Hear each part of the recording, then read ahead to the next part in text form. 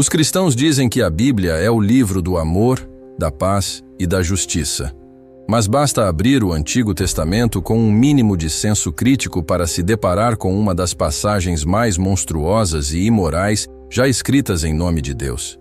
Números, capítulo 31, versículos 17 e 18, diz: Agora, pois, matai todos os meninos entre os pequenos, e matai toda a mulher que conheceu o homem, deitando-se com ele.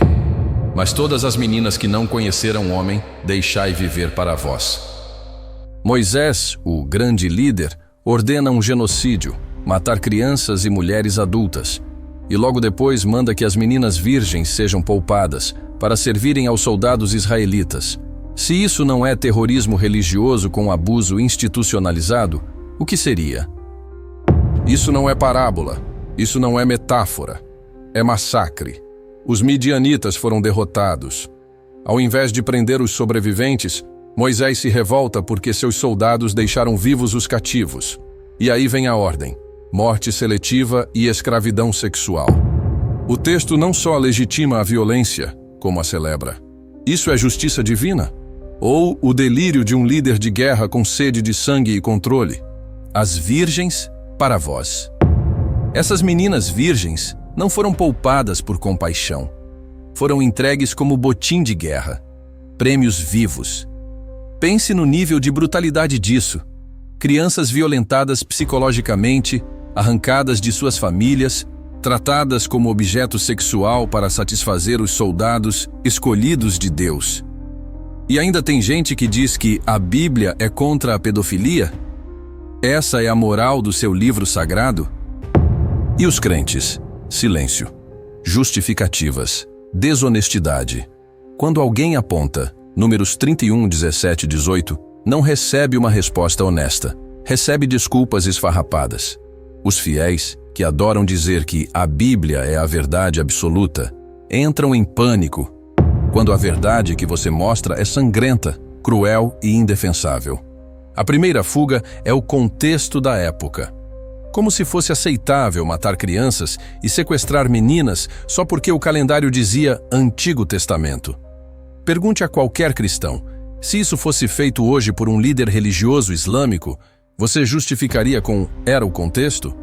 Claro que não. Chamaria de terrorismo, pedofilia e genocídio. Depois vem o clássico: não podemos entender os planos de Deus. Ou seja, Deus é bom até quando manda matar. Deus é amor até quando ordena o sequestro de virgens. Isso não é fé. Isso é lavagem cerebral com capa espiritual. E por fim, o argumento mais covarde: Jesus mudou tudo. Mas veja bem, eles continuam usando o Antigo Testamento para defender dízimos, condenar homossexuais, justificar submissão feminina. Ou seja, quando o Antigo Testamento favorece o controle religioso, ele é sagrado. Mas quando expõe o horror, vira alegoria, metáfora ou lei abolida. Hipocrisia seletiva. É como um advogado que só usa os artigos que lhe favorecem e rasga o resto da Constituição quando lhe convém.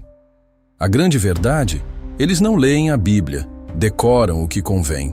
Saltam dos Salmos para João, dos Provérbios para Romanos, mas evitam como praga os textos que mostram um Deus violento, tribal e cruel.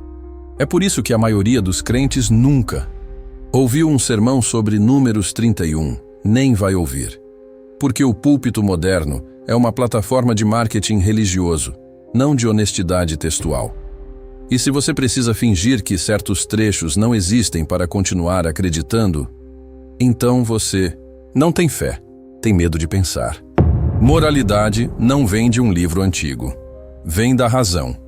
Nenhuma pessoa minimamente ética aceitaria esse tipo de atitude hoje. Se esse tipo de ordem viesse de um líder religioso contemporâneo, seria condenado como genocida, abusador e criminoso. Mas, como veio da Bíblia, é chamado de profeta. Esse é o perigo da moral baseada em religião. Ela permite tudo, desde que Deus assine embaixo. E se fosse outro Deus? E se fosse outro livro? Se essas ordens estivessem no Alcorão, você chamaria de barbaridade. Se fosse dita por um líder africano ou indígena, você gritaria: selvageria. Mas porque está na sua Bíblia, você engole e finge que é lição espiritual. Chegou a hora de parar. Parar de justificar o injustificável. Parar de tapar os olhos para o que está escancarado.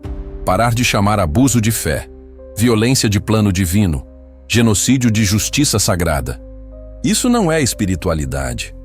Isso é controle. Um sistema onde o poder é blindado pela ideia de santidade.